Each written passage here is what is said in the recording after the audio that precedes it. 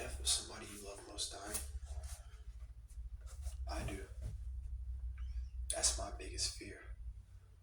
I know if I had the power to see the future, I would save them. I'd fight a bear across the Pacific Ocean just to save them. They mean the world to me. But seeing the future can come at a cost. A cost of knowing by Brittany Morris. Mom and Dad used to tell us when we were still young enough to believe people could understand anything about the universe. That people are always chasing after impossible things we want, we can't have. We ask questions we don't fully understand, looking for answers we wouldn't be able to handle. People pay accountants and psychologists to give them power over the here and now. And they pay life coaches, fitness trainers, doctors, and Tourette readers so they can control more of the future. But none of them really want to be sure of what will happen. You can't convince me really anybody wants to know when they'll die, or when they'll get married, or when they'll have kids, or how many. The not knowing is what makes life so meaningful. The surprise of my girlfriend picking me up after work, wondering if she'll turn to kiss me, or if we'll get in a massive argument and she'll break up with me like in my vision. Whenever that night comes, spending the summer days on the sofa across the room from Isaiah, the two of us on our phones, not acknowledging each other except to ask if the other one wants a snack, happily unaware of the hours we have left to get to know each other. My visions took all of that away.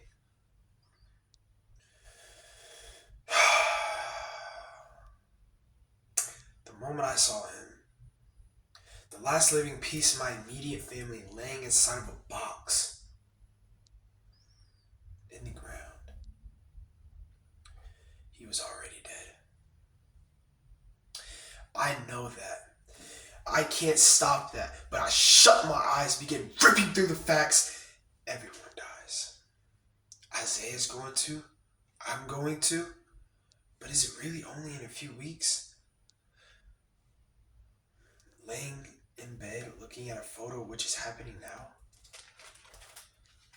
The morning in the graveyard, at least I think it was morning. The evening I'm going to spend sitting in a chair looking at the photo again, darkness. The evening, what I assume is evening, lights flickering through my jacket pocket, more darkness. The morning in the graveyard, there's no way this is happening. Isaiah's a healthy, excluding all the pizza and cereal bites, 12-year-old kid. He can't just... No. It's not happening. Maybe I'm stuck in one of those time loop things I've heard about. Maybe I'm still stuck in a vision of me laying in bed, staring at the ceiling. Maybe I'm still dreaming. No. No vision. Since touching my body doesn't count, the pinch doesn't help, I reach down and grab my comforter and shoo away a vision of me, fast asleep in bed, probably years from now. Nope. This is reality. Maybe Isaiah fakes his own death. How the hell would he pull that off? Isaiah's no genius. He'd have to dig or hire someone to dig a rectangular hole, get a casket on eBay, and convince me the whole thing wasn't staged. There's no freaking way. In that Reddit, my vision, the whole world looking like I was watching through blood. My heart races out of control. I don't know what to believe, but that rain can mean death and nothing else. But what if... That ideas, but desperate for another. What if anything but this? My heart is thundering. Then another thought crosses my mind. Maybe it's a different Isaiah. I dive for my phone, banishing a vision of me, unlocking it. I take to Google and search up Rufus last name how common. I search and click on the first result, and my stomach turns to knot. Apparently the last name Rufus hasn't been in circulation since 1988? That can't be. Isaiah and I are here. Our parents were here.